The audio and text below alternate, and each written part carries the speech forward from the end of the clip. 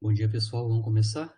Só para organizar, então, a aula de hoje, a princípio, eu estou planejando, então, fazer exercício de fixação sobre os conteúdos de sistema de partículas que a gente viu até a aula passada, né, na sexta-feira. Então, aqui eu ainda vou retornar o cálculo do centro de massa, né, para simetrias que a gente não utilizou, porque, basicamente, a gente fez exercícios onde a gente estava utilizando o sistema de coordenadas cartesiano, né. Eu queria fazer alguns exemplos usando outros tipos de sistema de coordenadas, por exemplo, o plano polar e o esférico, né? E também fazer um exemplo onde eu tenho massa distribuída num volume, que a gente não tinha feito como exemplo ainda. E depois eu ainda vou utilizar, né, fazer exercício de fixação, utilizando também as condições para conservação de momento linear e angular. O momento angular a gente analisou em detalhe na aula passada. Então, a gente vai fazer alguns exercícios de aplicação dos conteúdos que a gente viu na aula passada.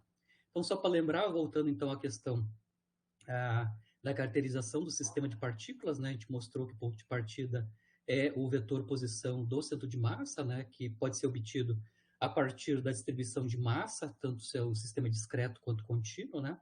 A partir do vetor posição do centro de massa, a gente tem o vetor velocidade centro de massa. Nós mostramos que o momento linear total do sistema é exatamente o momento linear do centro de massa e a dinâmica de translação tem a ver com a taxa de variação temporal do momento linear do centro de massa, né? Lembrando que a dinâmica de translação do sistema de partículas é dominado, ou seja, é dirigido apenas pelas forças externas sobre o sistema, as forças internas sobre os sistemas não desempenham nenhum papel do ponto de vista da dinâmica. Lembrando que a força resultante externa é a soma das forças externas totais sobre cada uma das partículas do sistema. A gente mostrou em que condições o sistema de partículas vai ter conservação do seu momento linear ou conservação do momento centimassa, né? Momento linear do centimassa. Se eu tenho força externa resultante nula sobre o sistema, o momento linear do sistema vai ser conservado, significando que o vetor momento linear do centimassa é um vetor constante. Nós analisamos na aula passada a questão da dinâmica de rotação, né? Nós determinamos quanto é que vale o momento angular total do sistema, né? O momento angular total do sistema pode ser escrito em termos, né, do centro de massa como sendo o momento angular do centro de massa, né, onde a gente tem o R vetor P, onde R e P são relativos ao centro de massa, mais o somatório dos momentos angulares individuais de cada uma das partículas do sistema relativo ao centro de massa. Então, a gente vai ter dois sistemas, né, o sistema de referência inercial original, onde a origem é O, onde a partir dela a gente obtém, né, mede o R e o R alfa, né? E a posição da alfaésima partícula, ou das partículas relativas ao centro de massa. Esse segundo termo aqui é somatório dos momentos angulares das partículas escritas no sistema de referência do centro de massa. A gente mostrou que a taxa de variação temporal do momento angular do sistema é igual ao torque total devido às forças externas, né? Onde o torque total devido às forças externas é a soma sobre cada uma das partículas dos torques devido às forças externas que elas sofrem, né? A gente mostrou a condição em que o momento angular vai ser conservado, o momento angular total do sistema vai ser conservado. Isso vai acontecer quando o torque total sobre o sistema é zero. Né? Um caso em que isso acontece, por exemplo, sistema livre, né? Se não tem força resultante externa, automaticamente a gente não vai ter torque externo. E aí a gente vai ter conservação do momento angular, mas esse não é o único caso possível, né? A gente pode ter forças centrais também, em que vai ter torque total líquido externo zero, né? Mas, só um resumo das duas últimas aulas, né? Como eu estava comentando, a gente só fez exercício a princípio usando o sistema de coordenadas cartesiano, né? Aqui eu queria fazer alguns exemplos usando outros sistemas de referência, né? Por exemplo, plano polar e esférico, né? Então, só para a gente demonstrar como a gente calcula centro de massa nesse caso. Então, meu primeiro exemplo é a utilização do sistema plano polar, né? Sistema de referência plano polar, né? Aqui, então, eu tenho massa uniformemente distribuída, né? Num disco, que eu estou mostrando aqui, né? O disco tem raio R e a massa M maiúscula distribuída sobre esse disco. Na verdade, não é um disco completo, né? O quarto quadrante está fora, né? Então, só tem 3 quadrantes nesse disco, né? E aí eu quero saber qual é que é a posição dos antimassa, se a massa está distribuída uniformemente sobre essa superfície desse disco, né? Então, aqui nesse caso, a gente tem uma densidade superficial de massa, né? Que a gente está dizendo que é uniforme, né? Está dito que é uniforme, ou seja, a massa por unidade de área é igual em qualquer ponto aqui sobre o disco, né? Então, a massa total sobre a área total do disco é sempre o mesmo valor em qualquer ponto do disco. Essa razão M sobre A é a mesma em qualquer ponto do disco, né? A área total desse disco seria a área total do círculo, né, de raio R, menos a subtração da área do quarto quadrante, né, que é 1/4 de πr2, enquanto πr2 é πr ao quadrado, né, é a área do disco completo, né, junto com o quarto quadrante, né. A gente consegue calcular explicitamente, isso vai dar 3/4, né, de πr2, a área coberta total por esse disco, né.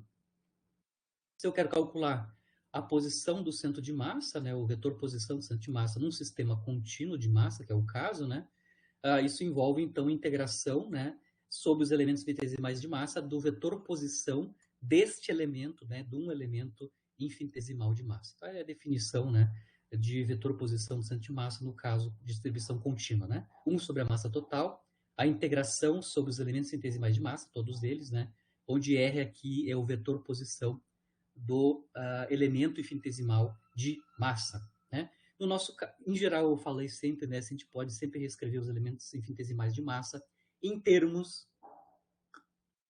de integrações espaciais, justamente utilizando o conceito de densidade, né? No nosso caso aqui, a sigma, né, a densidade superficial de massa, é constante, significa que dm e dA, né, vale sigma, né, vale a constante sigma, né? Ou seja, eu ainda posso pensar que a razão dm, ou seja, o elemento infinitesimal de massa cobre uma área dA, né? Essa razão nos dá a mesma densidade superficial sigma, né? E isso é importante porque a gente consegue, então, reescrever, né, com o uso da densidade, o elemento infinitesimal dm em termos do elemento infinitesimal de área, nesse caso, multiplicado pela densidade superficial de massa. Então, eu escrevo dm em termos do dA. Então, basicamente, o que a gente tem aqui para o cálculo do vetor posição do centro de massa é um cálculo de área, né? Então, integração no plano, né? Do vetor posição do elemento infinitesimal de massa, né? Em cartesianas, né, as coordenadas x e y do centro de massa basicamente segue essa equação, né? Sigma sobre m com normalização, a integração em área, né, das componentes cartesianas do vetor posição do elemento infinitesimal de área, que eu estou chamando x e y, né, as coordenadas do elemento infinitesimal de área. Eu estou fazendo aqui o desenho simplificado, né? Eu tenho o plano xy, eu tenho o elemento infinitesimal de massa dm, que ocupa uma área superficial dA, infinitesimal, né? E a posição relativa à origem, né, desse elemento infinitesimal de massa é x, y. Né? Então, basicamente, as coordenadas do centro de massa, no plano, vão ser dadas a partir de integrações de área, né, de x e de y, a menos das normalizações sigma sobre m. Né? Como a simetria do problema é plano polar, né, porque eu estou com um disco, né, que tem um raio fixo e plano, né, então é conveniente utilizar, quando for fazer integração em área, utilizar sistema de coordenadas plano polar ao invés do cartesiano. Né? Obviamente o resultado é o mesmo nos dois casos. Né? No caso do plano polar, as integrações são mais rápidas, né? Devido à simetria do problema. Né? Como é que eu vou, então, fazer o cálculo das áreas, né? da integração em área de x e y em coordenadas plano polares? Né? Bom, primeiro eu vou ter que substituir, né, a relação entre as coordenadas cartesianas x e y do elemento infinitesimal de massa com as coordenadas cartesianas, com as coordenadas do plano polar correspondentes, que é a distância radial e o ângulo polar θ. Lembrando que no sistema de coordenadas plano polar, o elemento infinitesimal de área não é dx dy, como é no cartesiano, mas sim r de θ dr, né? Esse é o elemento infinitesimal de área e coordenadas plano polares. Né?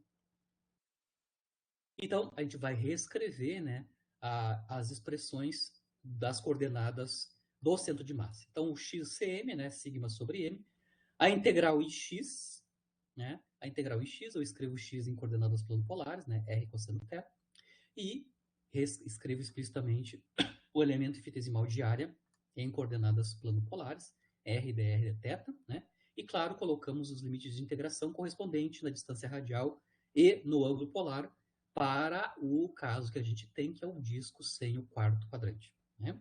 Bom, distância radial, vamos de 0 a R, né? 0 a R. O tamanho mínimo da distância radial é 0, máximo R maiúsculo, é o raio do disco, né? 0 a R. E o ângulo polar, nós vamos de 0 a 3π sobre 2, né? O ângulo polar começa em 0 e chegamos no máximo em 3π sobre 2, né? Bom, a gente consegue ver que as integrações em R e θ são separáveis, né? São separadas, né? São independentes. A integração na distância radial e no ângulo polar são separadas, né? São fatorizadas, né? Então a gente pode calcular as integrais separadamente, não, um limite de integração não depende do outro. No sistema de coordenadas cartesianas, como a gente fez na aula passada, não é o caso, né? Quando a gente está fazendo integração diária, um limite depende um limite numa variável depende da outra variável de integração, né? Aqui em plano polar não acontece isso devido à simetria do problema. Bom, aí nós temos o cálculo da integração em R, que é a integração de R ao quadrado, que dá R ao cubo sobre 3, se a gente substituir os limites de integração, né? E a integral do cosseno, que dá seno, né? Integrado de 0 a 3π sobre 2, que vai dar basicamente menos 1, né? E a gente então vai ter como resultado, para a coordenada x de santimassa, menos R ao cubo sobre 3A, onde A é a área total, né? Onde eu já escrevi sigma sobre m como sendo o inverso da área total, né? Sigma sobre m dá justamente o inverso da área total. Mesmo procedimento para... Perdão, ainda, como a gente calculou a área total, né? Que é a área do disco sem o quarto quadrante, que é 3/4 de πr2, né? Substituindo a informação da área total, aqui, né? A gente ainda consegue, então, finalmente escrever a coordenada x do santimassa como menos 4 nonos R dividido por π. Então, a coordenada do santimassa, a coordenada x do santimassa, depende explicitamente, então, do raio do disco. Mesmo procedimento para a coordenada y do centro de massa, né? Integração diária, né? Elemento infinitesimal de área r dr dθ em coordenadas planopolares. Y escrito em plano polar, que é r seno θ. E as integrações mesmo, os limites, né? 0 a r, 0 a 3π sobre 2. De novo, as integrais em r e θ são separáveis, né? A integração em r vai ser a mesma, né? A integração do r ao quadrado, como no caso anterior, vai nos dar r ao cubo sobre 3. A alteração é que a integração angular vai ser diferente, porque a gente quer que tem seno, né? Que vai dar uma integração que vai nos dar menos cosseno de θ integrado de 0 a 3π sobre 2. Quando nós substituímos, isso vai dar mais 1, né? Mais 1 como substituição dos limites, né?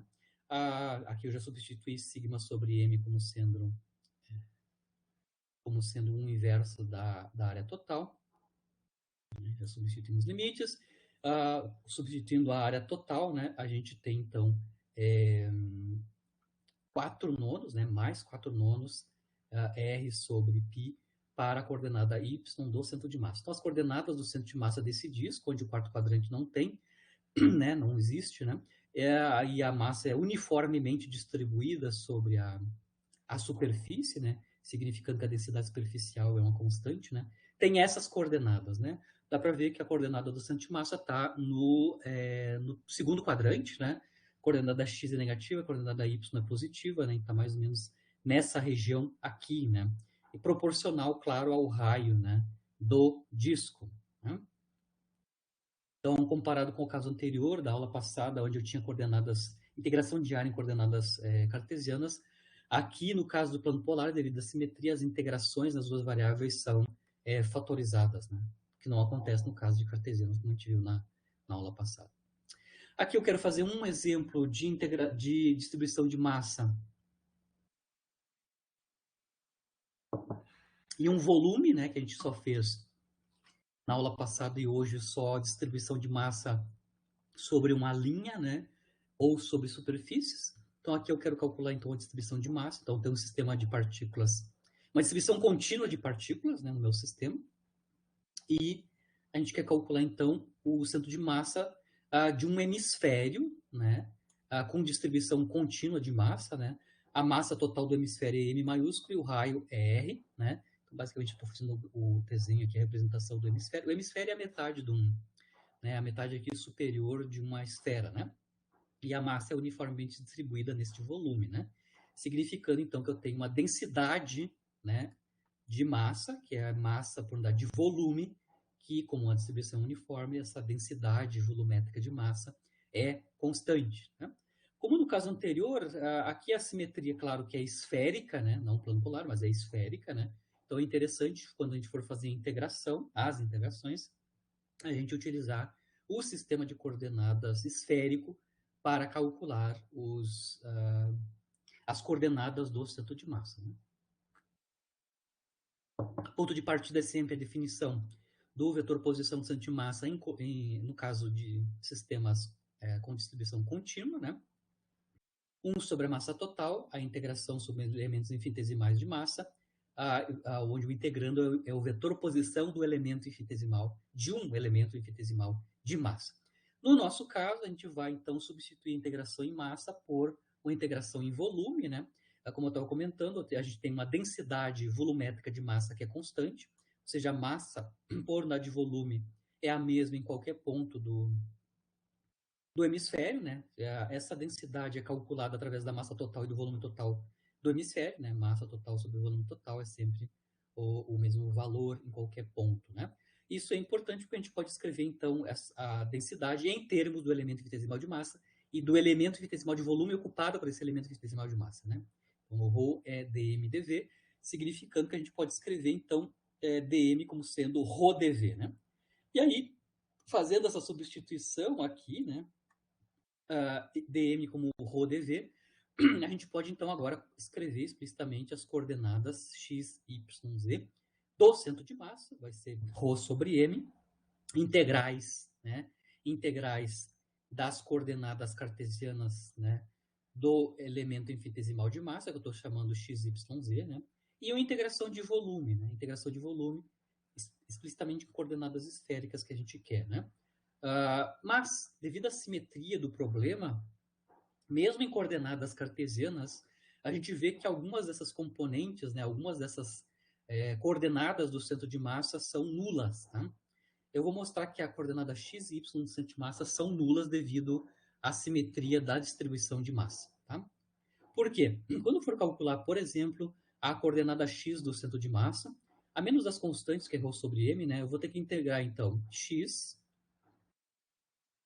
integrado no volume espacial. Por exemplo, se eu fizer a integração do volume espacial em coordenadas cartesianas, né, o elemento de volume dv em coordenadas cartesianas é dx dy dz, né, certo? Os limites de integração, né, em x, y e z para um hemisfério são essas, né? Em x eu vou integrar então de menos r até r, né? Menos r até r. Em y também vou integrar de menos r até r.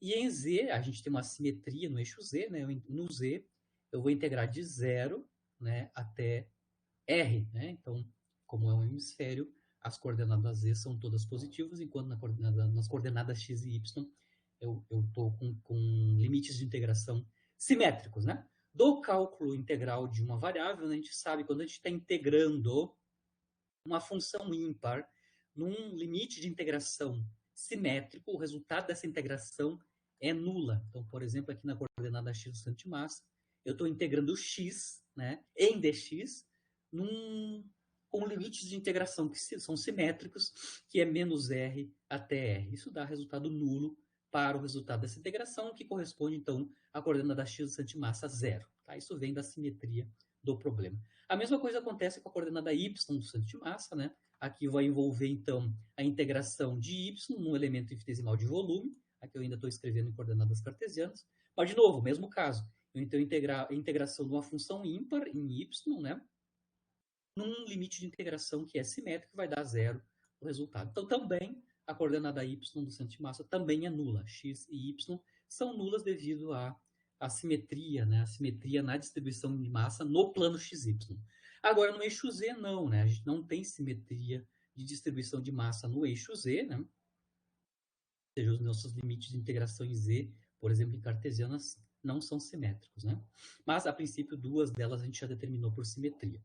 No caso do eixo Z, a gente vai ter que calcular explicitamente a integração de volume. A gente vai ter que integrar Z dv, né? Claro que aqui eu vou usar, então, como eu estava comentando, a simetria do problema é esférica.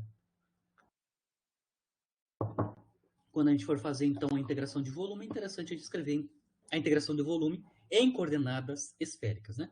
Primeiro, a gente vai reescrever a densidade em termos, o elemento infinitesimal de massa em termos do volume, né? A gente já substituiu o dm em termos de ρdv, né? Então a gente vai precisar escrever explicitamente coordenadas esféricas o elemento infinitesimal de volume.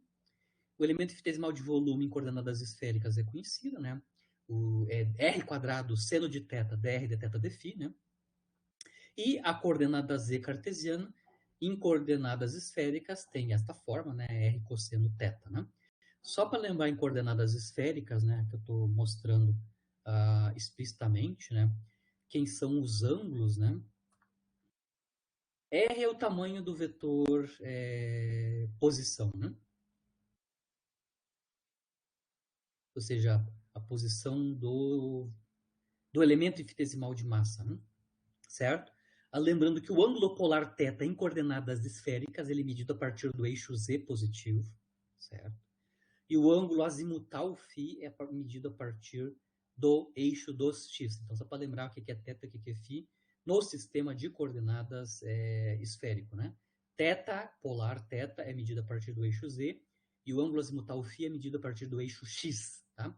Só para lembrar, a coordenada z, tá errado, né? Errado. As coordenadas z do centro de massa é ρ sobre m, a integral de z no elemento infinitesimal de volume, certo? Aqui eu vou escrever ambas essas quantidades, z e dv, em coordenadas esféricas, né? Z em coordenadas esféricas é r cosseno θ, e o elemento de volume em coordenadas esféricas é r ao quadrado seno de θ dr de θ dφ, né? Colocamos os limites de integração. Na distância radial, nós vamos integrar de 0 até r, né? Na distância radial. No ângulo polar, nós vamos integrar, como é um hemisfério, né?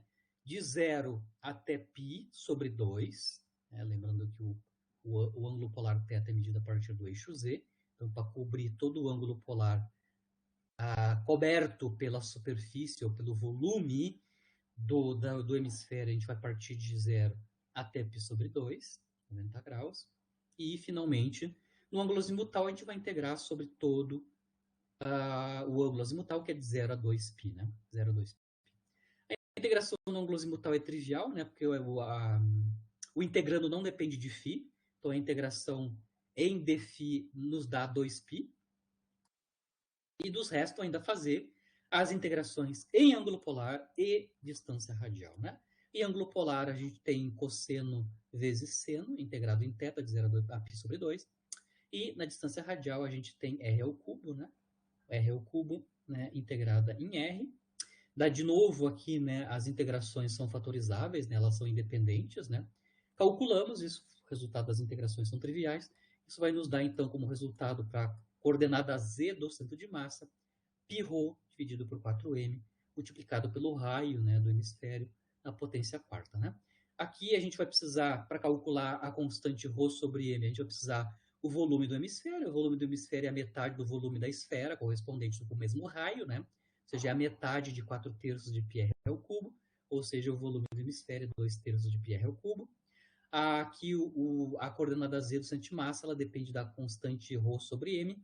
Ρ sobre m, né, da definição de ρ, que é massa por volume, a gente vê que ρ sobre m é o inverso do volume total.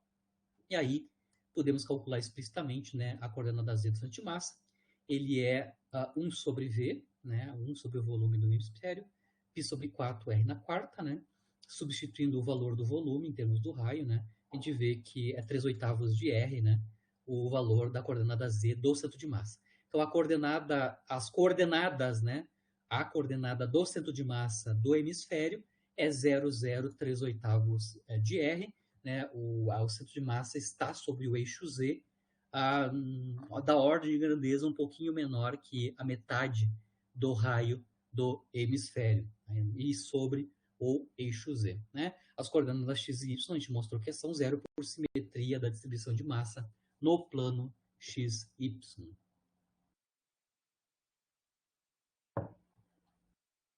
Muito bem.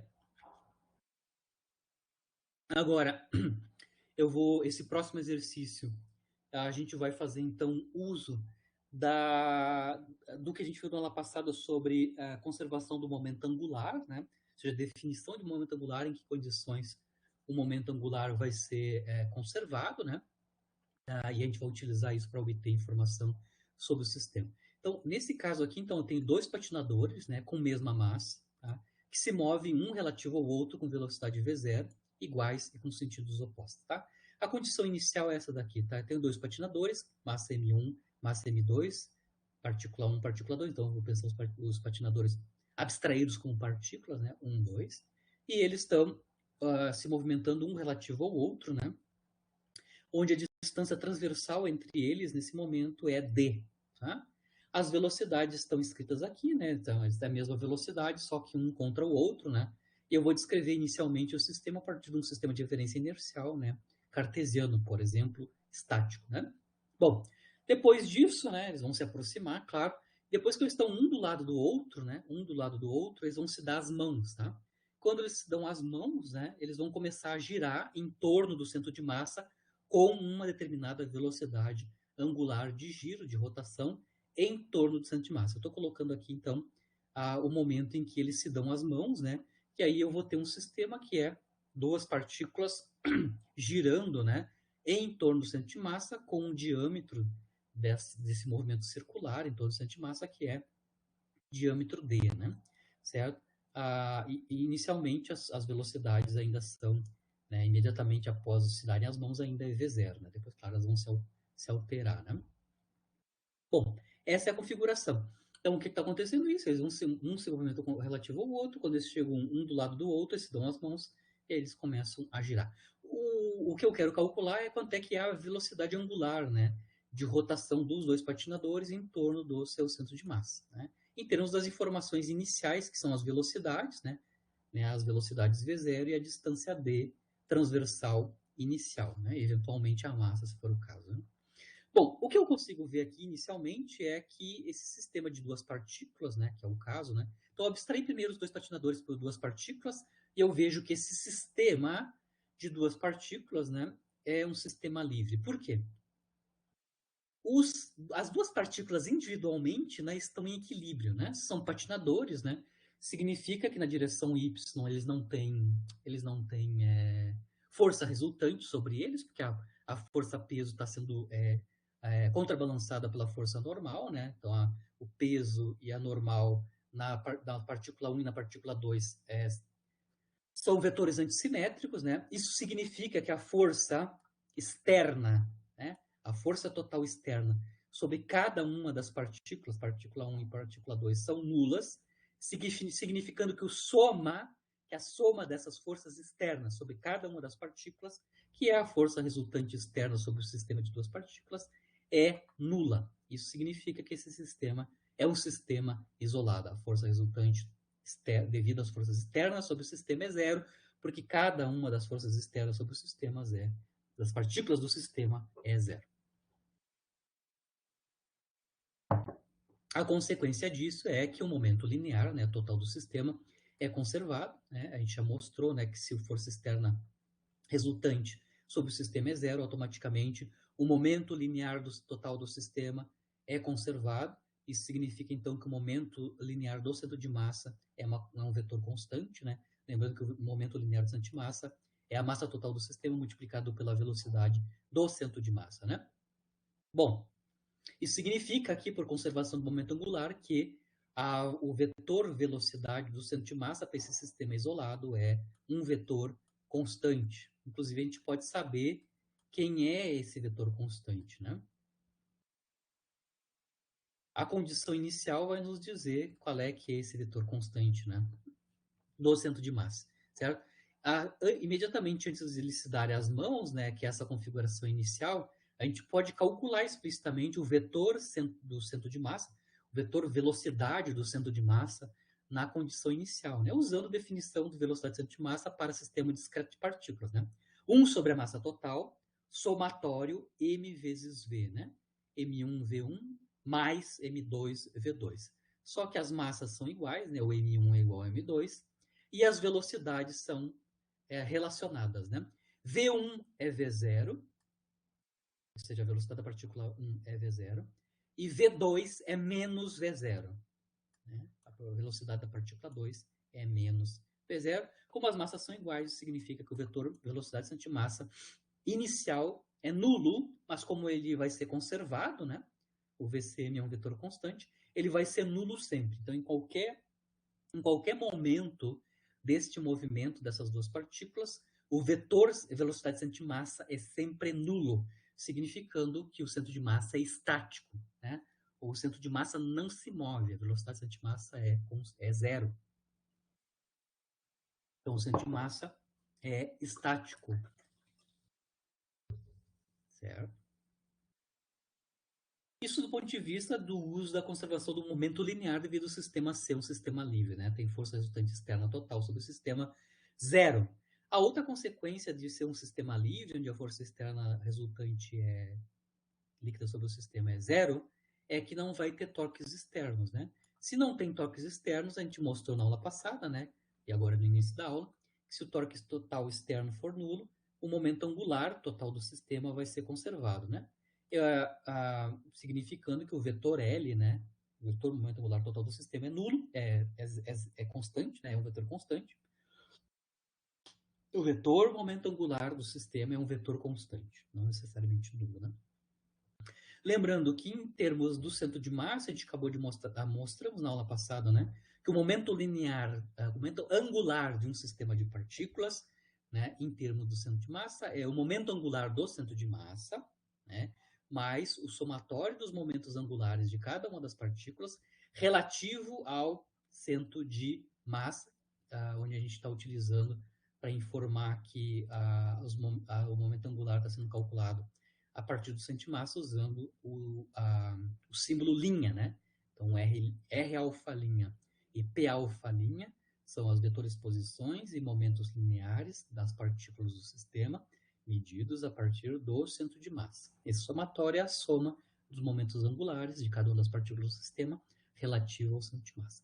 A gente até comentou, né, quando eu tenho no meu sistema de partículas um corpo rígido, né, onde as partículas do sistema não se movimentam uma relativa ao outro, e automaticamente elas não se movem relativo ao centro de massa, esse termo aqui é nulo, né, para a contribuição para o momento angular total do sistema, significando que um corpo rígido, basicamente, o momento angular total do corpo rígido é o momento angular do centro de massa.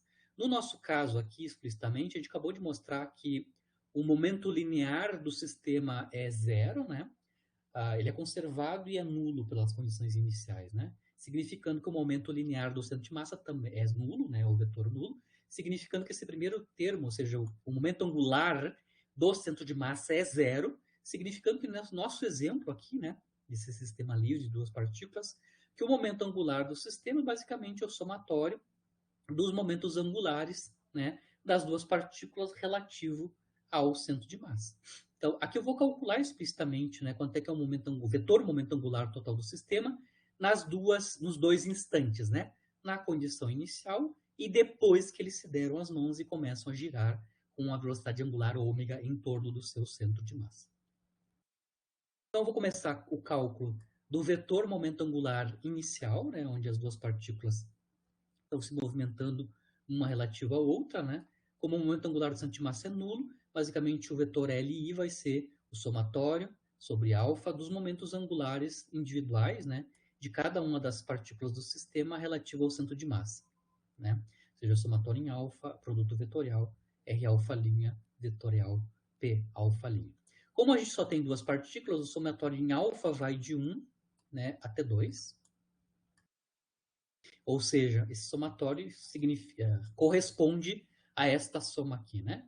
R1' vetor P1' mais R2' vetor P2'. Os dois termos são a soma dos dois momentos angulares, né? De cada uma das partículas, partícula 1 e partícula 2, relativo ao centro de massa. Lembrando que o nosso centro de massa é estático, né? Eu vou calcular agora explicitamente quem são esses momentos angulares relativo ao centro de massa. Para isso, eu estou aqui representando, então, vou deixar de considerar o sistema de referência inercial externo aqui, né? E vou tentar descrever, como as expressões aqui dos momentos angulares são relativos ao centro de massa, né? Eu estou aqui representando, então, o centro de massa, como as massas são iguais, né? Como as massas são iguais aqui no instante inicial, né? O centro de massa está exatamente no meio do caminho entre as duas massas e sobre a linha que conecta as duas massas, né? Tá aqui. Aqui está localizado o centro de massa do sistema de duas partículas, né? As coordenadas, né, relativas das partículas relativas ao centro de massa do plano são x', y'. Lembrando que o centro de massa é estático, né? Então, obviamente, ele é um candidato para ser um sistema de referência inercial, né? Ele está parado, né? Então, eu posso localizar as partículas a partir desse sistema de referência estático, né? Muito bem. Lembrando que a distância transversal entre as duas partículas é d, certo? E aqui, claro, a partir do centro de massa, eu estou representando as posições das duas partículas, né? R1', R2', né? Posição da partícula 1 e da partícula 2 relativo ao centro de massa, que é o que aparece aqui no produto vetorial, né? E, claro, a gente tem os momentos lineares que a gente vai ter que escrever relativo ao centro de massa. Então, só para lembrar, né, o momento linear da partícula 1 relativo ao centro de massa seria a massa da partícula 1 multiplicado por seu vetor, né, velocidade, no referencial desse centro de massa. Como o referencial de centro de massa é estático, a velocidade que eu meço tanto no Siri, né, quanto no centro de massa é o mesmo V0. Os ambos são estáticos, né? Então, o P1' é M1 V0. Certo? A mesma coisa que por P2', né? É a massa da partícula 2 multiplicada pela velocidade da partícula 2 relativa ao centro de massa, mas como o centro de massa é estático, é menos V0 também, né? Então, P1', P2', são MV0 e menos MV0, como no caso anterior em coordenadas, como no caso anterior onde estava usando o sistema de referência que não era o do centro de massa, né? A gente consegue ver também que relativo ao centro de massa, os vetores posição das duas partículas são antissimétricos, né? Eles têm mesmo tamanho, né? A distância do centro de massa até as duas partículas é a mesma e as direções e os sentidos são... A direção é a mesma, mas os sentidos são contrários, né? Ou seja, os vetores posições das partículas 1 e 2 são antissimétricos, né? Então, eu posso escrever o R2' como sendo negativo do R1', né? Relativo ao centro de massa. E aí, a gente, colocando essas duas informações aqui, né? A expressão explícita do P1' e do P2', e também a relação do R2' com o R1', né? Então, vamos começar aqui, né? O vetor momento angular do sistema no instante inicial, R1', P1', né?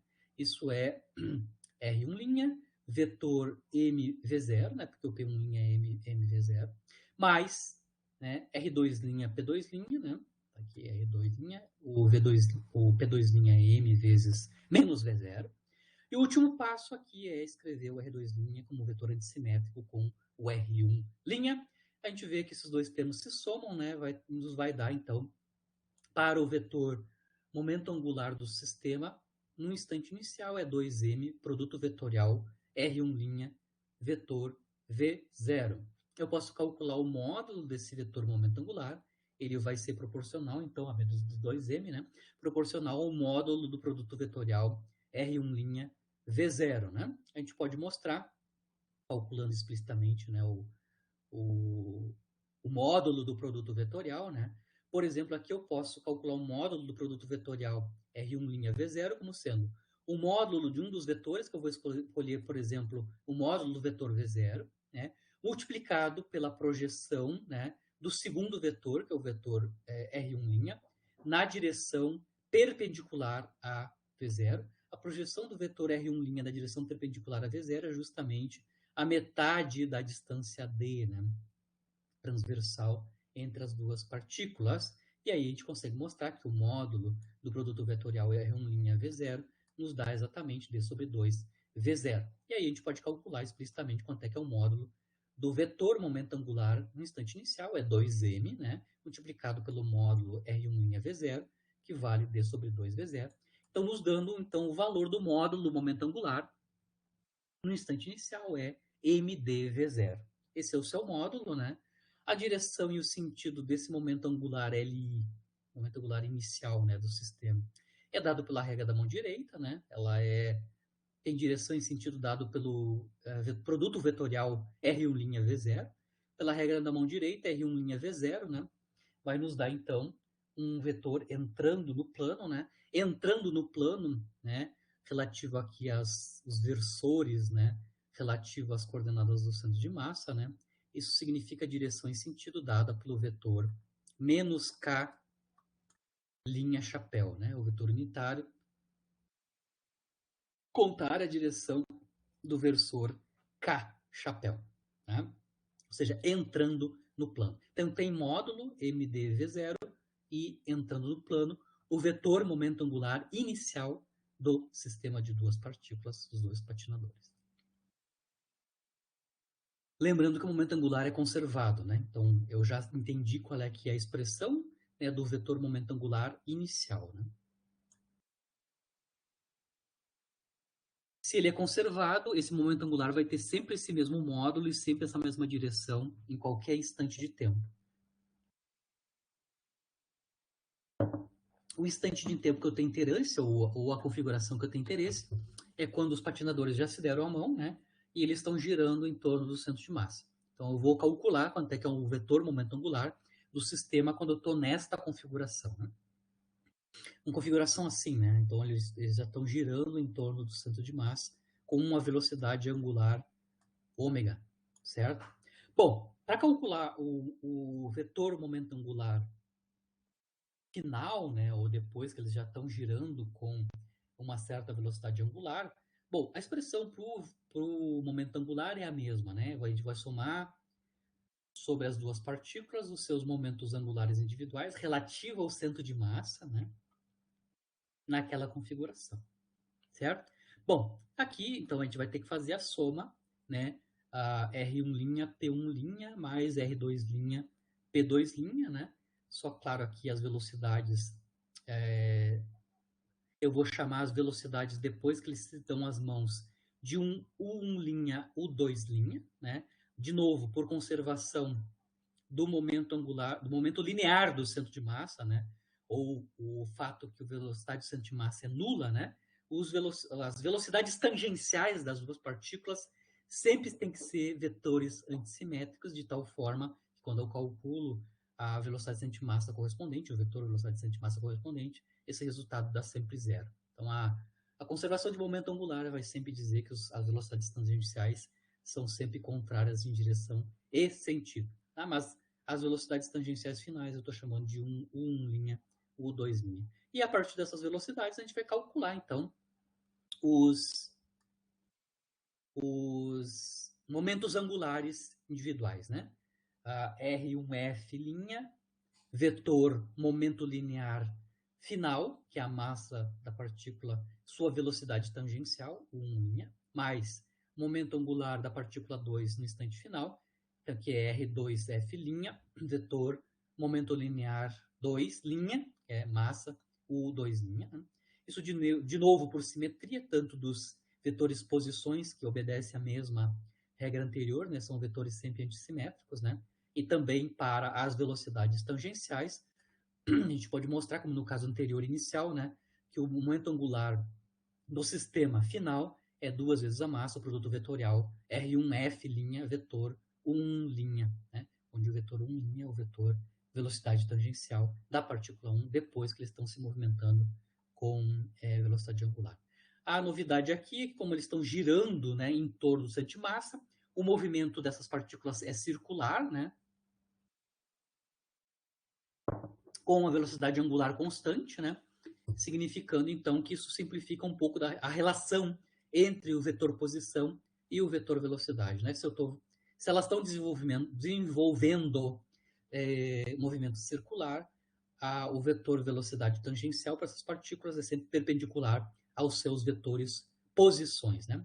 Isso simplifica o cálculo do módulo do produto vetorial, né? O módulo do produto vetorial posição com velocidade é basicamente o produto dos módulos da posição e da velocidade. Então, o módulo desse produto vetorial R1F' vetor 1', é R1F' U1', módulos desses dois caras. E a direção e o sentido é dado pela regra da mão direita, lembrando que o movimento é circular, né? R vetor F, de novo, é um vetor que está entrando no plano, ou seja, vetor na direção e sentido menos K-chapéu, linha com módulo R1'F, U1', certo? Lembrando, como o movimento é circular, né, uniforme, o ômega é igual a uma constante, a velocidade tangencial da partícula 1 está conectada com a sua velocidade angular. Desta forma, né, no movimento circular, a velocidade tangencial é igual à velocidade angular multiplicada pelo raio, né, da trajetória circular. No caso, cada uma das partículas está desenvolvendo, né, uma trajetória circular com um raio metade da distância transversal original d. Tá? Então, o módulo do vetor velocidade tangencial U1' é ômega vezes d sobre 2. Né? E aí, finalmente, a gente pode escrever quanto é que é o vetor velocidade, quanto é que é o vetor momento angular final do sistema de duas partículas, né? É 2m, né? 2m multiplicado pelo módulo do produto vetorial R1F' vetor 1', que é menos, perdão, o módulo desses dois caras, né, é d sobre 2 ômega d sobre 2, como eu acabei de mostrar, e a direção e o sentido dela para a da mão direita, né, menos k chapéu, linha. Né, certo? Ou seja, o momento angular do sistema, depois que eles estão girando em torno do centro de massa com velocidade angular ômega constante, é menos 1/2 m ômega d ao quadrado, k chapéu linha. Aqui, obviamente, o momento angular final do sistema está sendo escrito em termos da velocidade angular de rotação, que é o que a gente quer calcular neste problema. Né? Como o sistema é isolado, a gente mostrou que o momento angular do sistema é constante, significando que esses dois vetores momentos angulares, inicial e final, são iguais, né? Como eles têm a mesma direção e o mesmo sentido, que é a direção sentido menos k chapéu linha, né? Os seus módulos, isso implica então que os seus módulos, nas suas intensidades, né, seus componentes na direção k chapéu linha, são iguais, né? Significa que mdv0 tem que ser igual a 1/2 m ômega d quadrado. Né? E isso nos vai nos dar, finalmente, o valor da velocidade angular de rotação. Velocidade angular de rotação, estou isolando aqui, né? É 2v0 sobre d. Então, aqui a gente utilizou duas coisas, né? Conservação do momento linear e angular. A gente pode fazer isso porque o sistema é isolado, né? No caso do conservação do momento angular, os sistemas isolados têm. No caso do sistema isolado, a gente tem conservação do momento linear, né? Inclusive, as condições iniciais disseram que o momento linear do centro de massa é nulo, né? Ou seja, um centro de massa estático. Né? E ainda o fato dele ser isolado também implica que o momento angular total do sistema é conservado, e a gente usou essa conservação do momento angular total do sistema para obter a velocidade angular de rotação depois que eles se deram as mãos e estão girando em torno do seu centro de massa. Agora,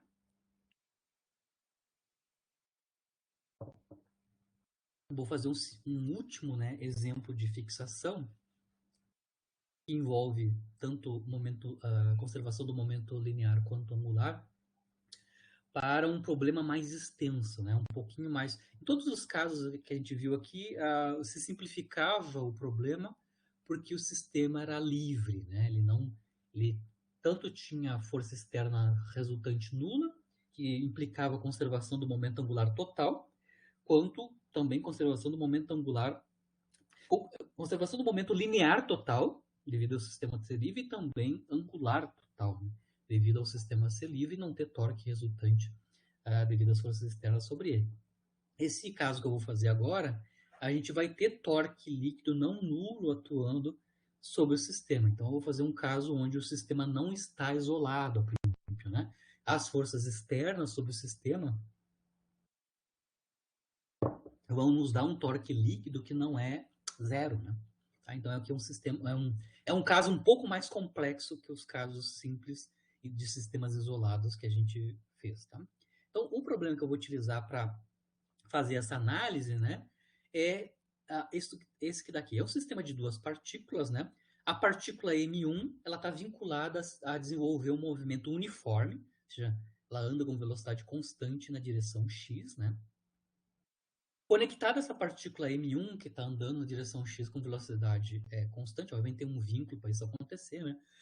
eu tenho um fio conectado a essa partícula M1, onde na extremidade desse fio eu tenho uma massa pontual M2, tá?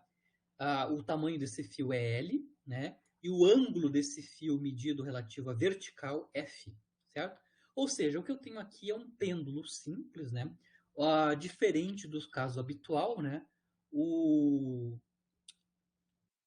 A massa M1 se move, tá? Ao invés de ser estática, né?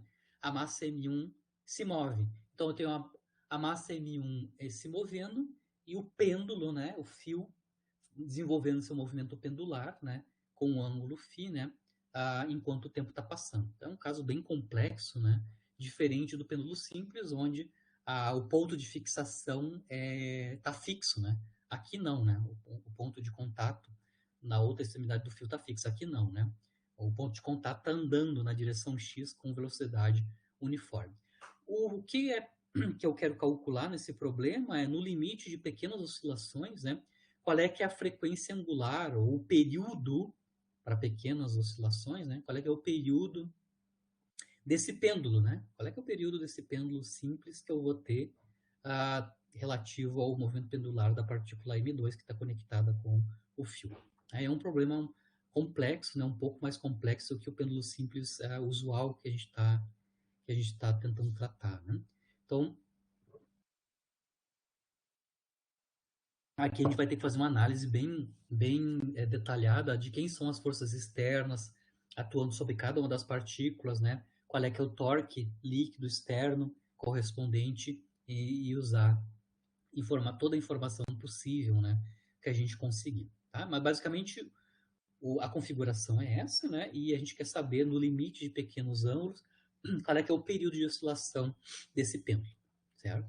Bom, primeiro antes de começar o cálculo em si do período de oscilação, né, eu vou primeiro saber a relação entre a coordenada x da partícula 1, que está se movimentando, né, com o ângulo, né, do pêndulo, o ângulo vertical, relativo à vertical do pêndulo. Né?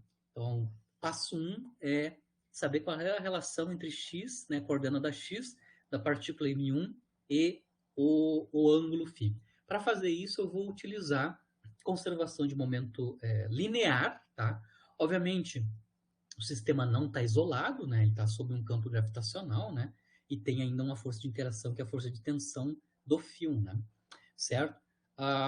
Do ponto de vista de forças externas, não está isolado. A gente tem, no caso da M1, a gente tem a normal e a força-peso, e na M2 tem uma força externa, que é a força-peso da M2, né? Então, aqui não temos sistema de partículas isolado. As forças externas são não nulas sobre o sistema. Isso significa que o momento linear total não vai ser conservado, mas numa das direções ele é conservado, que a partícula M1 a partícula M1, né, se move apenas na direção x com velocidade constante, e a partícula M2, né, não tem componente de força externa na direção x. Então a gente já consegue entender que como nenhuma das partículas, nem M1 nem M2, tem componentes de forças externas, né, na direção x, o momento linear na direção x do sistema vai ser conservado, apesar de o momento linear total do sistema não ser conservado, porque ele não é um sistema isolado. Então, primeiro eu vou caracterizar as posições, né, as coordenadas, né, das duas partículas. Para isso, eu vou utilizar um sistema de referência inercial, cuja origem é O. Tá? Eu vou usar um sistema de coordenadas assim, né, no plano, né, x, y.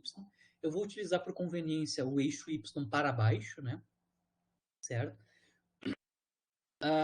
Nesse sistema de coordenadas que eu estou utilizando, R1 é o vetor posição da partícula 1, né, massa M1, e R2 é o vetor posição da massa M2, tá? Obviamente, a distância entre M1 e M2 é L, é o tamanho do fio, né? Eu vou posicionar a partícula 2 a partir da M1, descrita pelo um vetor posição R12. Então, R12 é o vetor posição da partícula M2 relativo a M1. O R12 é o vetor posição relativa das duas partículas, né? Lembrando que o ângulo φ está aqui, né? Está claro aqui, né?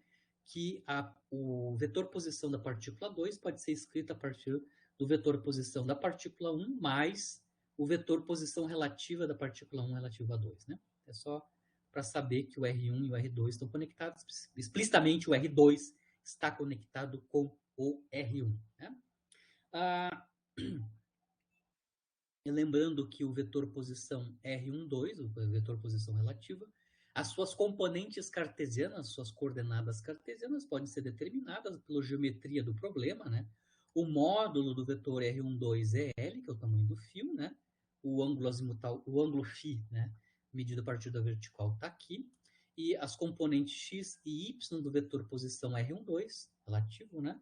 São obtidos a partir da geometria, né? A gente consegue entender que a componente x do vetor posição R12 é o cateto oposto ao ângulo φ, né? Ou seja, é L seno φ, e a componente y do vetor R12, né? É o cateto adjacente ao ângulo φ, ou seja, é L cosseno φ, a projeção no eixo dos y, né? Então, tanto a componente x quanto a componente y do vetor posição R12 são conhecidos, né?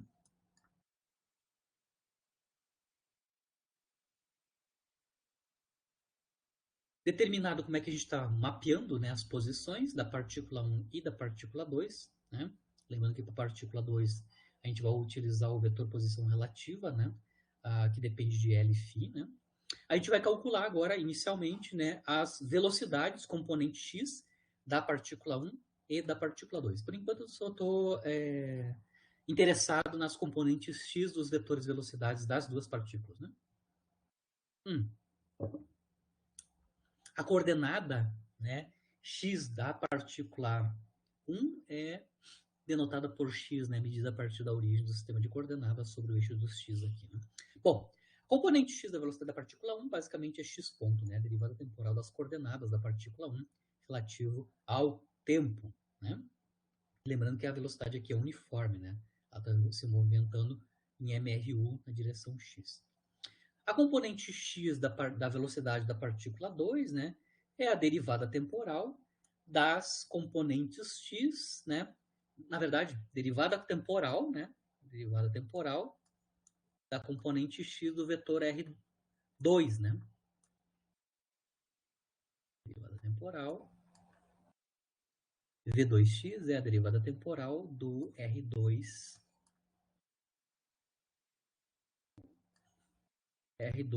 né? Ou seja, a componente x do vetor R2, tá? Só que o vetor R2 ele tem dois termos, né?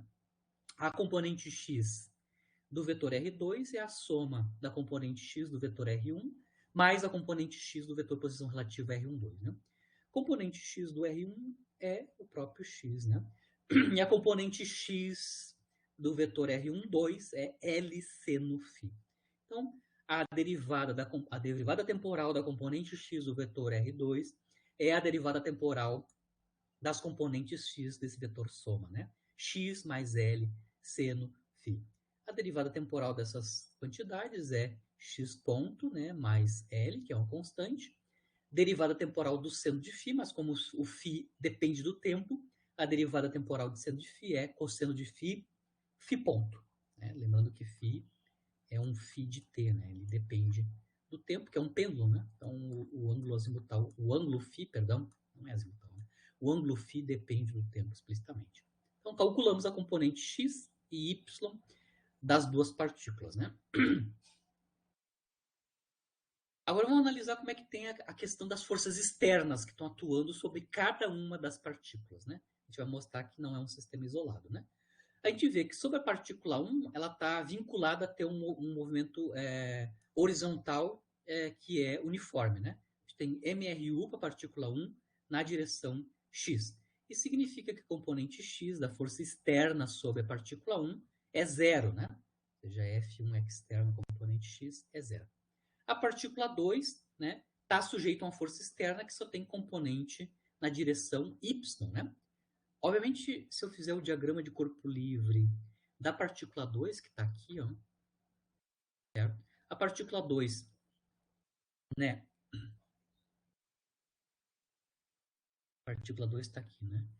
A... diagrama de corpo livre da 2, né?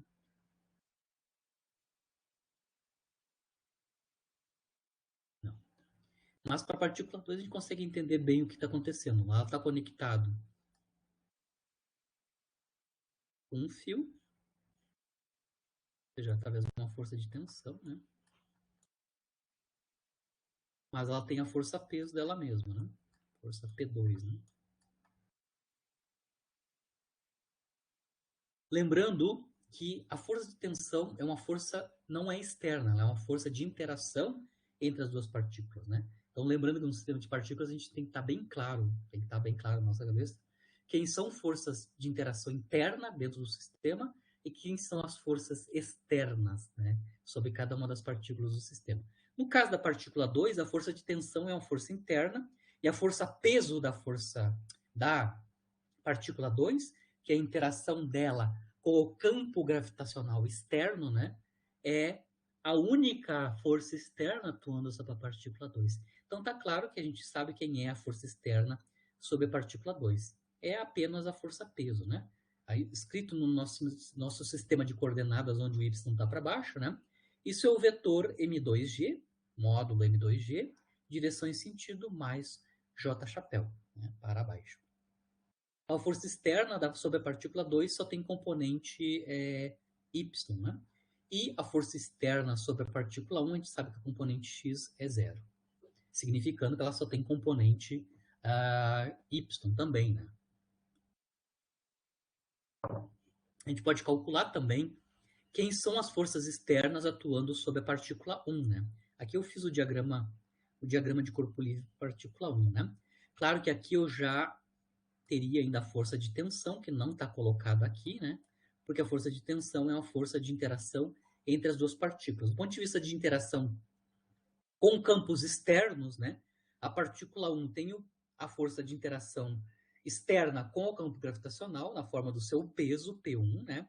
E a interação com um vínculo, né, que mantém ela em equilíbrio na direção y, né?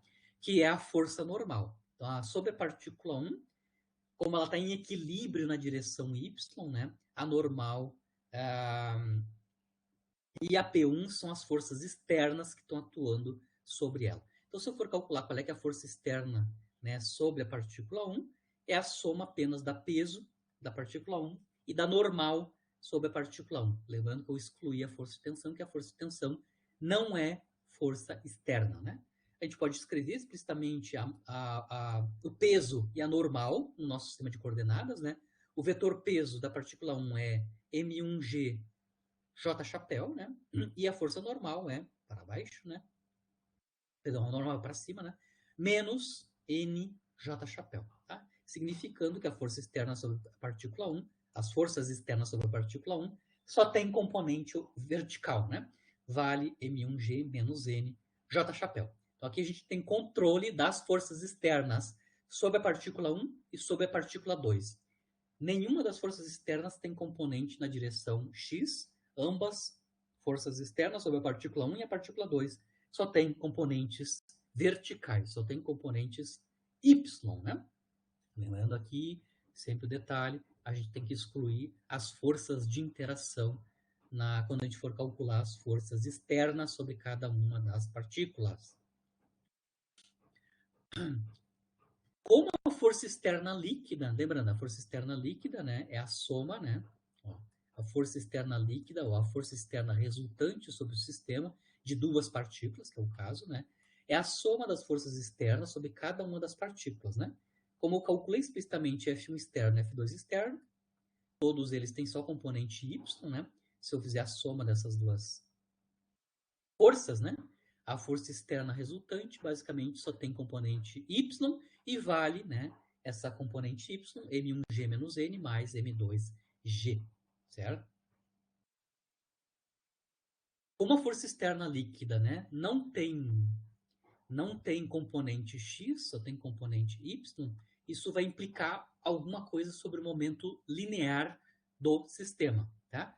Como a força externa, lembrando que a força externa resultante é quem domina, quem dirige a dinâmica de translação de um sistema de partículas, né? Então, se eu tenho uma componente da força externa que é nula, o momento linear do sistema nessa direção é conservado. Tá? A gente mostrou isso explicitamente na aula retrasada. Como a força externa não tem componente x, automaticamente a gente entende que a componente x do momento linear do sistema é constante nessa direção. Ou seja, o px é constante. O momento linear do sistema, componente x, é constante. E lembrando que o momento linear do sistema é caracterizado por é igual ao momento linear do centro de massa. Então a gente pode calcular explicitamente quem é a componente x do momento linear do sistema. É a componente x do momento linear do centro de massa, ou seja, é o PCM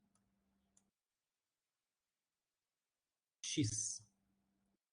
Momento linear do centro de massa a gente consegue calcular, né? É bem tranquilo, né? É 1 sobre a massa total,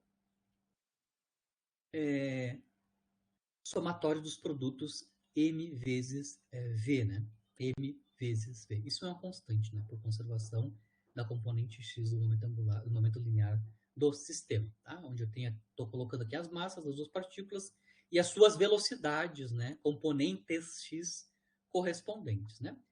Só para simplificar aqui, né? A gente pode escolher um sistema de referência onde a gente sabe que o momento linear componente x é zero, perdão, a componente linear do momento, a componente x do momento linear é constante, mas a gente sempre pode escolher um sistema de referência onde essa constante é zero. Tá? Basicamente, a gente escolhe um sistema de coordenadas que se movimenta, né, com a mesma velocidade que a velocidade componente x do centro de massa. Né? Então, se o meu sistema de referência anda com a mesma componente x da velocidade do centro de massa, basicamente o momento linear do centro de massa relativo a esse sistema vai ser zero. Então, eu vou fazer essa escolha só para simplificar, né? Então, escolhendo esse sistema de referência, né, o momento linear componente x do sistema vai ser zero, né? Isso vai implicar, então, que a soma, né, N1 V1x mais N2 V1x, V2x é zero.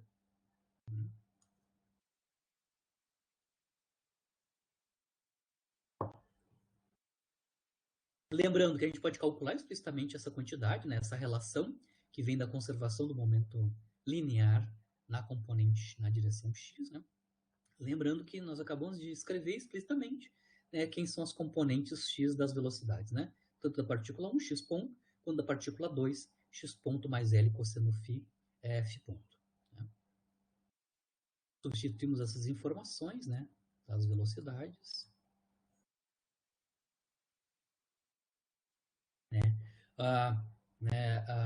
Separamos todo mundo que depende de x ponto e do φ ponto, né? Obviamente, então, eu tenho uma relação entre x ponto e φ ponto que advém da conservação do momento linear na direção x, né? Obviamente, escolhendo um sistema de referência adequado, onde essa componente x do momento linear é zero. Como eu comentei, isso significa que eu estou usando um sistema de referência que está andando na direção x, né? Com a mesma velocidade igual à componente x do vetor velocidade centimassa. Dessa equação aqui, que advém da conservação do momento linear, eu consigo escrever, então, x ponto, né, que é a velocidade da partícula 1, né, que é uniforme, em termos do ângulo φ, né, isolando, em termos das massas, né, da partícula 1 e da 2, e do ângulo φ, né, na forma de cosseno φ, φ ponto. Lembrando que x ponto é dx dt, né? Lembrando que eu posso escrever dx dt, né, em termos do ângulo φ, né? Lembrando,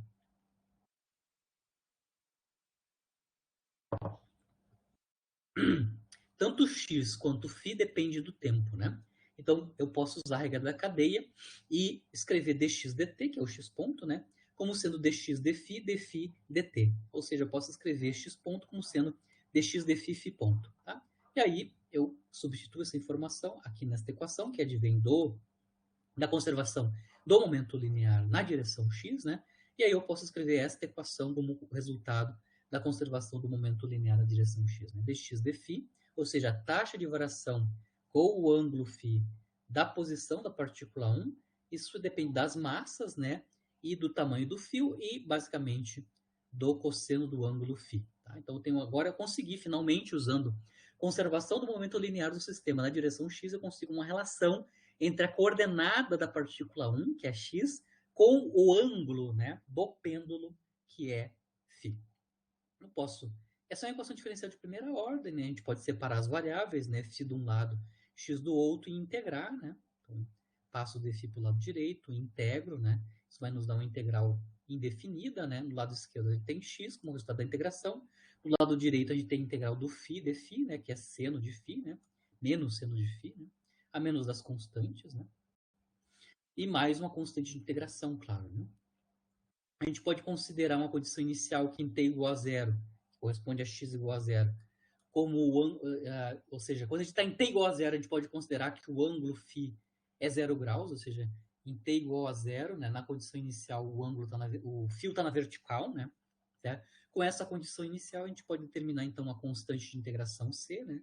Então, com essa condição, t igual a zero, ou φ igual a zero, que corresponde a x igual a zero, o φ é zero, a gente consegue obter que a constante de integração c é zero, né? E aí a gente consegue obter claramente uma relação entre x e φ via conservação do momento linear componente x, né?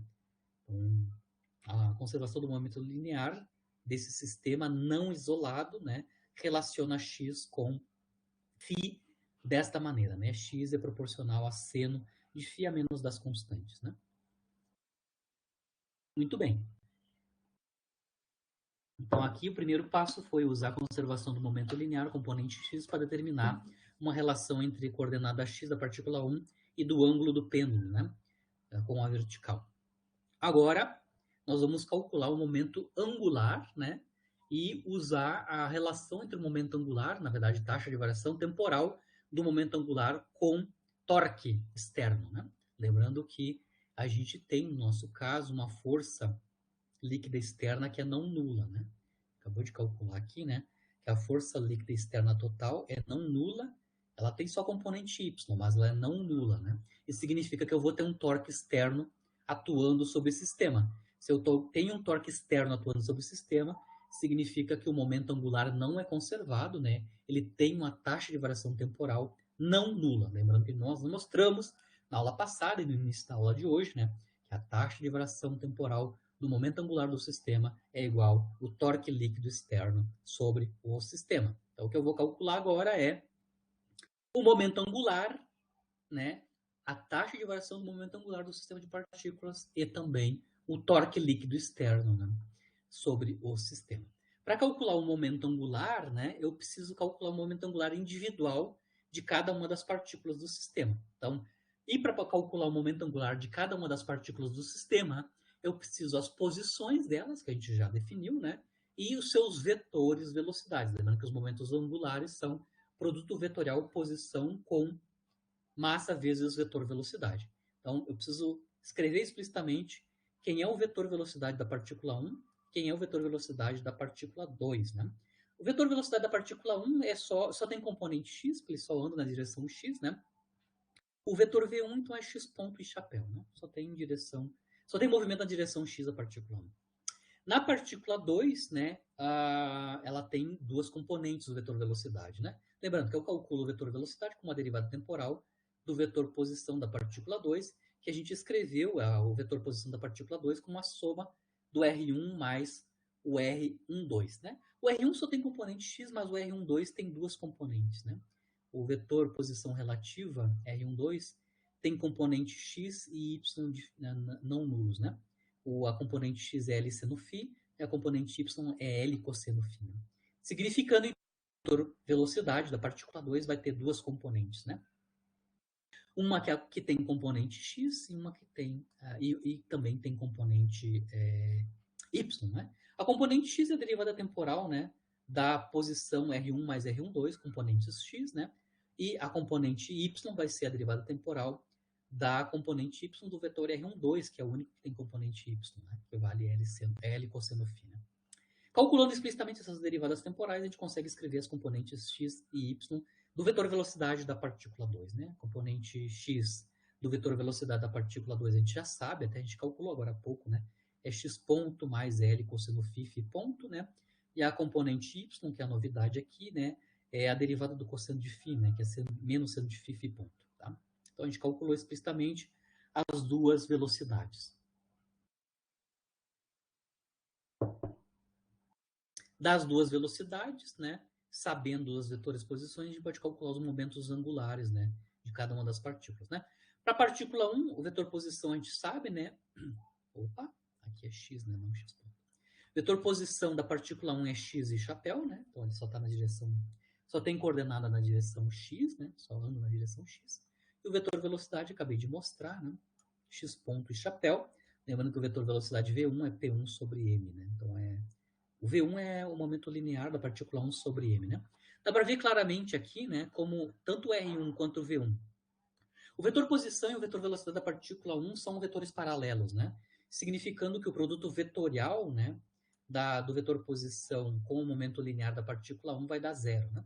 Então, o momento angular da partícula 1, né, que é a que se movimenta na direção x com velocidade uniforme, tem momento angular nulo, né? Isso é verdade porque o vetor posição e o vetor velocidade delas são vetores paralelos, né? Zero. Então, o momento angular da partícula 1 não vai contribuir para o momento angular total do sistema. Ela tem momento angular nulo. A partícula 2 vai nos dar todo o momento angular do sistema, né? O momento angular da partícula 2 é o produto vetorial posição da partícula 2, vetor posição da partícula 2 com o momento linear da partícula 2, né? Lembrando, o vetor posição da partícula 2 é R1 mais vetor posição relativa, vetor P2, né? Lembrando que o P2 é massa da partícula 2 vezes velocidade da partícula 2, que a gente acabou de mostrar com as suas duas componentes, né? Então, a gente tem massa da partícula 2, produto vetorial, esta tralha com o V2, né? Aqui eu já calculei explicitamente quem é o vetor posição R2, né? Aqui, né? Que é o vetor R1 mais R12, né? Tem duas componentes, x e y.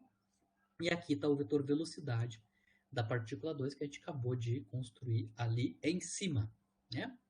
Basta então calcular o produto vetorial, né?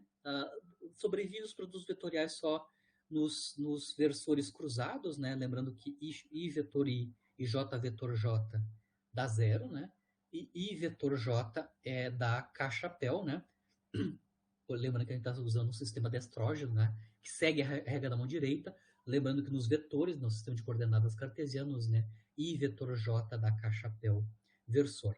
Bom, se eu fizer o produto vetorial relativo ao momento angular da partícula 2, que basicamente vai dar o momento angular do sistema, né? Porque a partícula 1 não contribui para o momento angular, ela tem momento angular nulo, né? Se a gente fizer o produto vetorial, a gente vai ver que, claro, o momento angular da partícula 2, que é o momento angular do sistema, só vai ter a componente na direção K-chapéu, né? Ou seja, só tem componente perpendicular ao plano XY, né? E o resultado do módulo, o resultado desse produto vetorial, né? A intensidade do produto vetorial, obviamente, tem que calcular explicitamente o produto vetorial, explicitamente, né? Na verdade, só sobram os termos cruzados, né? Este cara com este cara, que vai dar o produto x mais L seno φ com menos L seno φ, φ ponto, e também o termo cruzado L cosseno φ com x ponto vezes x ponto mais L cosseno φ, φ ponto, né? Lembrando que J chapéu e chapéu é menos K chapéu, né? Lembrando que trocar a ordem no produto vetorial troca o sinal do vetor resultante no produto vetorial. Mas é trivial calcular o produto vetorial, só sobrevive os termos cruzados nos produtos vetoriais, né, proporcionais a K-chapéu. Bom, depende de várias coisas, mas a gente consegue ver que o momento angular da partícula 2, que é o momento angular do sistema, claro, depende de φ, do ângulo, né, do ângulo do pêndulo φ, né, e da derivada temporal do ângulo φ, a menos das constantes, né? São as massas componentes do massas, tamanho do fio, que é o L, né? E também a velocidade da partícula 1, que é o x ponto, né? Aqui dá para ver que no L2 eu tenho a velocidade da partícula 1 e a coordenada x da partícula 1, né? X ponto e x são relativos à partícula 1. Lembrando que antes a gente usou a conservação do momento linear na direção x para relacionar x com φ. Então, a gente pode reescrever tanto x quanto x ponto e diretamente em termos de φ, né?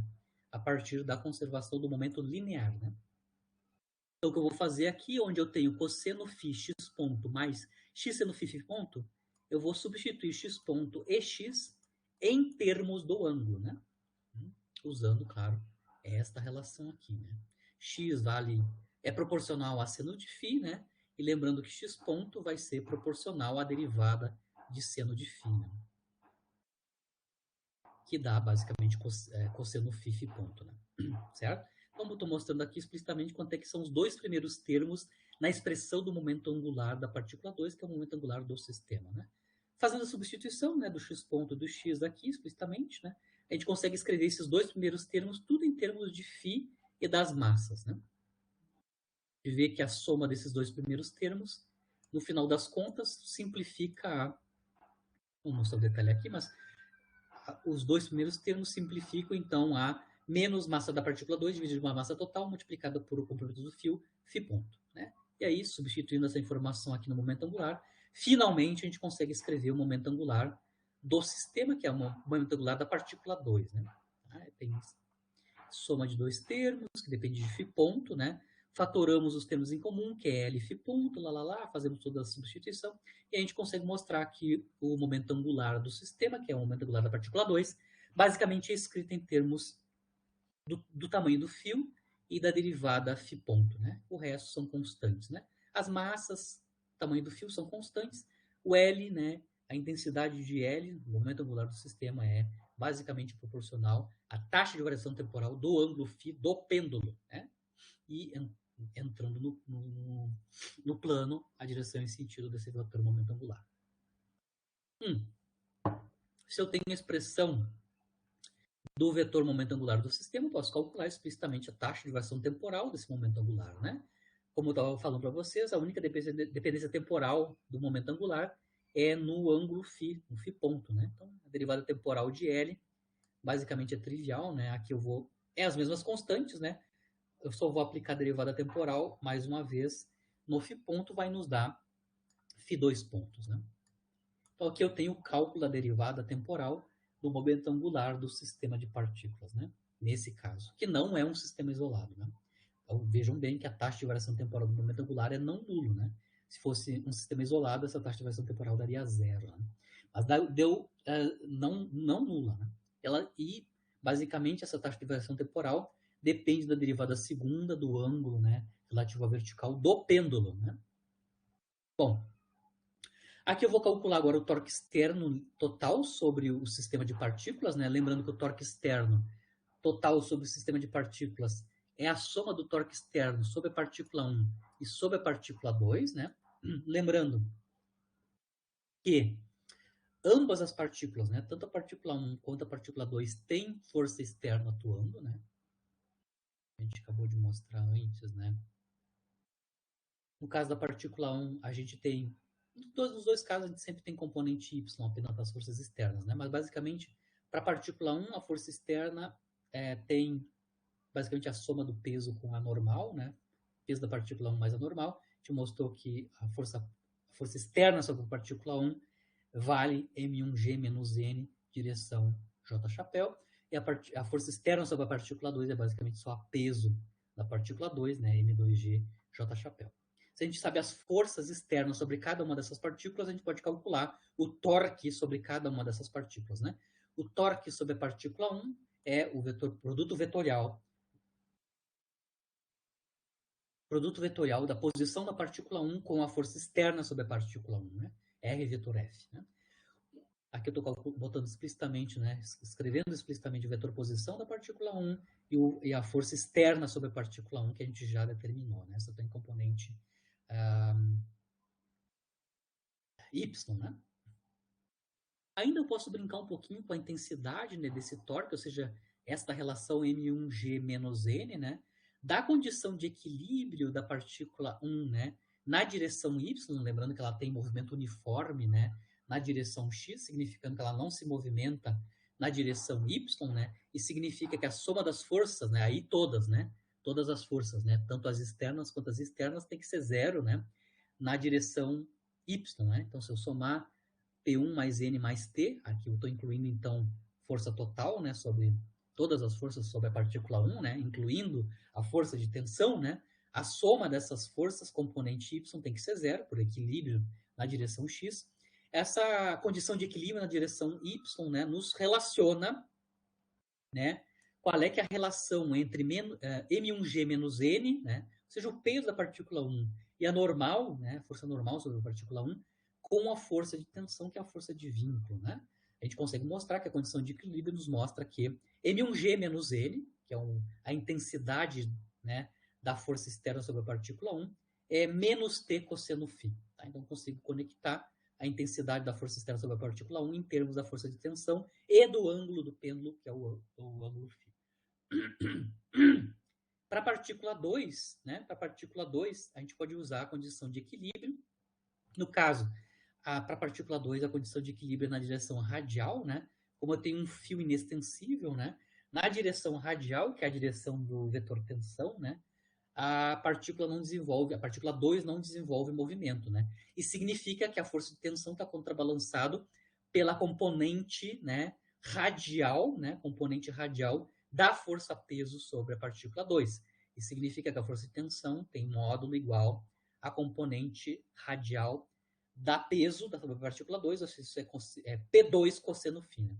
T tem que ser P2 cosseno φ para eu ter o cancelamento da força total, né, sobre a partícula 2, né, a força líquida sobre a partícula 2 na direção radial.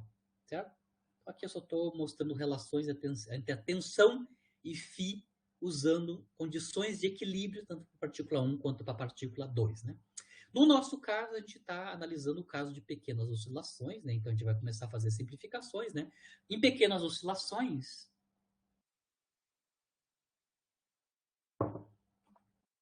significa que os ângulos do pêndulo são pequenos, né?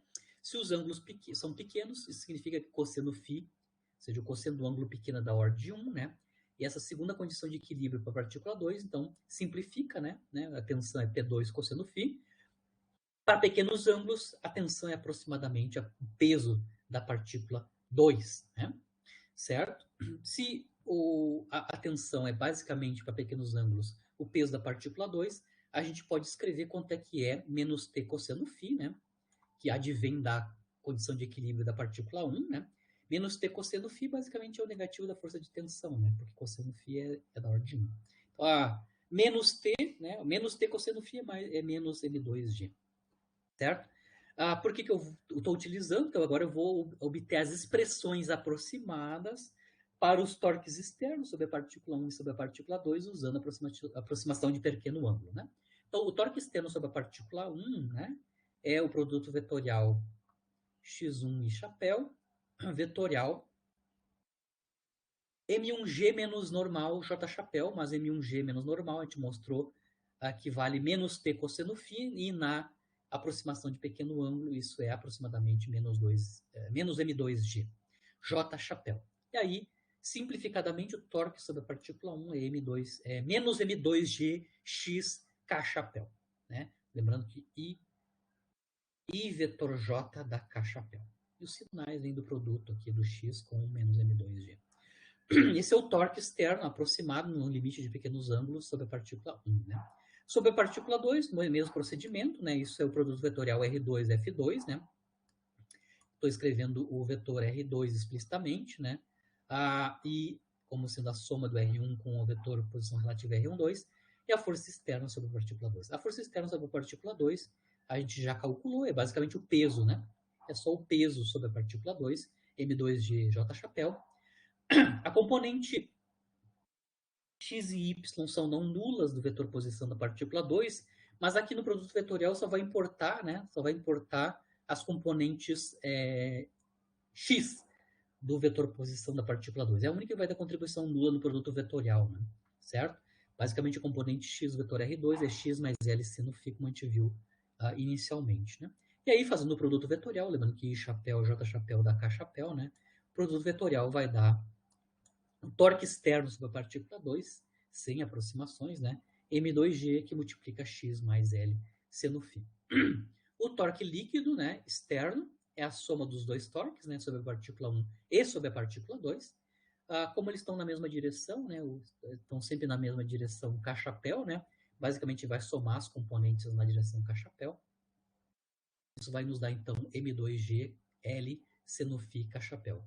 No limite de pequenas oscilações, né, o seno de φ pode ser aproximado por φ, e o torque líquido externo, né, no limite de pequenos ângulos, vale, então, a M2GL φ, né, K-chapéu. Tá? Então, a gente calculou já a taxa de variação temporal do momento angular explicitamente, e calculamos explicitamente, no limite de pequenos ângulos, né, o torque líquido total externo sobre o sistema, que é não nulo também.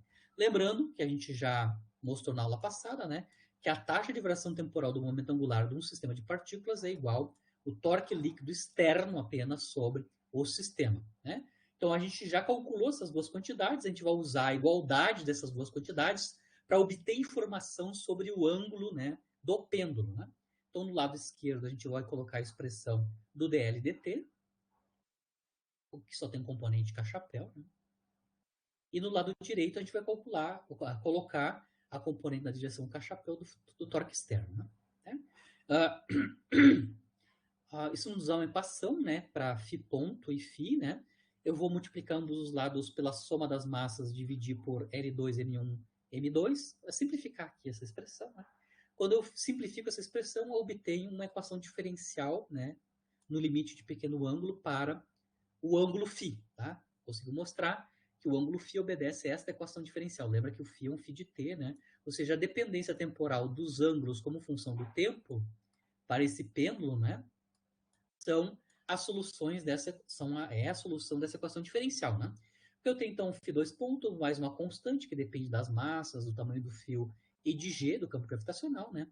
Φ igual a zero, né? Lembrando que basicamente eu tenho uma constante, né? Essa equação aqui é a equação do oscilador harmônico, né? Então basicamente o que está acompanhando o termo φ aqui é o quadrado do momento angular de oscilação, né? Então eu consigo identificar que o quadrado do momento angular de oscilação desse pêndulo simples, né, é basicamente essa quantidade, né, a soma das massas multiplicado por g dividido por L, né. Então, o ômega, a velocidade angular de oscilação do fio, né, do pêndulo, no limite de pequenas oscilações, é a raiz quadrada dessa quantidade, né. Se a gente tem o ômega, a frequência angular, a gente consegue calcular, então, finalmente, né, o período de oscilação. O período de oscilação é só para lembrar, né, o período de oscilação é 2π sobre ômega, né? Se a gente tem o ômega ali na equação diferencial, a gente consegue calcular explicitamente o período. Então, o período, né, substituindo o ômega, né, 2π sobre ômega, substituindo o ômega, o período do meu pêndulo simples nesse sistema complexo, né, onde o fio está conectado com a partícula 1 que está se movimentando com um movimento uniforme na direção x, né, tem uma dependência, esse período, no L e no G, que é o trivial de pêndulo simples, né, no tamanho do fio e no campo gravitacional, na aceleração da gravidade próxima à superfície da Terra, né? Mas aqui envolve as massas das duas partículas, né? Tanto da partícula 1 quanto da partícula 2, né? Lembrando que se eu fosse um pêndulo simples usual, né? Pêndulo simples usual, né?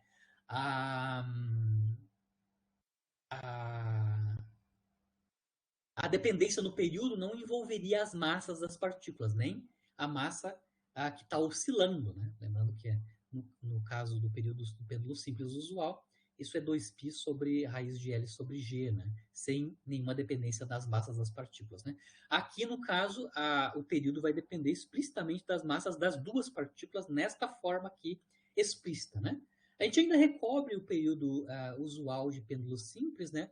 No limite, se a massa M1, que é onde está andando em velocidade uniforme na direção x, né, for muito mais massiva que a partícula 2. Né? Então, se a gente tomar o limite, por exemplo, da partícula 1 muito mais massiva que a partícula 2, né, isso vai implicar aqui, né, que a gente vai ter um período que recobre, né, o período usual do pêndulo simples, que é 2π, né, sobre vezes, né, raiz quadrada de L sobre G, né? Porque se a massa M2 é relevante comparado com a M1, eu vou ter um cancelamento das massas M1 e eu vou obter a expressão usual, né, para um período de pêndulo simples no limite da massa muito grande para a massa M1, né?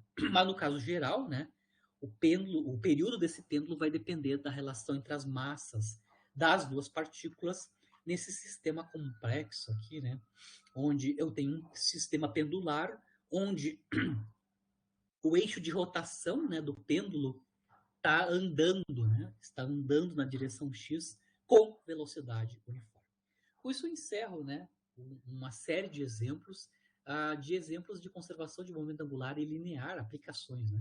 Aplicações de momento angular e linear para sistema de partículas. Também eu fiz um pouquinho exercício de fixação para determinação do centro de massa usando outros sistemas de coordenadas que não sejam cartesianos, né? Só para a gente fazer todos os exemplos completos possíveis, inclusive um exemplo onde eu tenho distribuição volumétrica de massa, né?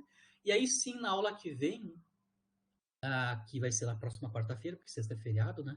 Nós vamos sim aí começar a análise nova sobre os sistemas na forma da energia, né? Que eu tinha comentado na aula passada. Agora, como a gente tem um sistema de partículas, a gente vai ter que então definir a energia cinética do sistema de partículas, a energia potencial de um sistema de partículas, a gente vai ter que fazer a separação, né? De energia potencial relativa às forças externas e energia potencial relativa às forças internas. A gente sempre faz a separação entre força interna e externa do sistema, né? E a expressão da energia mecânica num sistema de partículas em condições que essa energia mecânica do sistema vai ser conservada, e vão fazer exemplos, né, dessa conservação da energia mecânica, né? Certo? Então isso é o que a gente vai ver na próxima aula, daqui uma semana, na próxima quarta-feira. Certo, pessoal? Fico à disposição de... Professor? Fale. Um comentário só. Esse último foi bem complexo, eu vou ter que reassistir na gravação, esse último exemplo. E outra pergunta, referente aos trabalhos, essa semana que a gente não vai ter uma aula, o trabalho vai ser o trabalho referente a esse bloco vai ser referente somente a esta aula, ou tu vai juntar com outros 3 mais para frente? Provavelmente é referente só até a aula. Lembra que eu tenho um delay, né? Você está acompanhando, né? Eu estou mais Aham, avançado no conteúdo do que está do sendo que tá... pedido. Por exemplo, a gente Isso, já está em sistema de partículas, né? Mas, por Aham, exemplo, as atividades dessa semana ainda está lá relativo à uhum. gravitação ou forças centrais ainda, né? Então, Sim, como sim, eu tenho sim. um delay, eu vou deixar. Normalmente, no sábado, eu vou deixar a atividade, né? Tá, perfeito. Mas, basicamente, é sobre sistema de partículas, isso que a gente viu até a aula de hoje, né? Tá, Não perfeito. envolver energia, certo? Obrigado, professor. Feito? Realmente, esse último problema é um pouquinho mais complexo, mas é justamente um caso que é o mais relevante, porque ele envolve, então, um sistema que não é isolado, né? Que não tem trivialidade sobre as conservações, né? Então, ele é bem mais complicado, né? Ele tem um torque líquido externo. O mais importante de entender aqui, quando estou analisando um sistema, tu tem que estar bem claro quem são as suas forças externas sobre as partículas do sistema e quem são as forças internas, né? Eu só tinha uma força interna, que era a força de tensão, que é a força de interação, né, entre a partícula 1 e a 2, e, claro, as forças externas, que são os pesos, e no caso da partícula 1 anormal também, né? Porque a gente vai ter que calcular a inconsistência, os torques, né, só relativo às forças externas, né? Então, né, tem que estar ligado quem é interno, quem é externo, né? Vamos fazer confusão, né? Certo? Feito? Carlos. Beleza.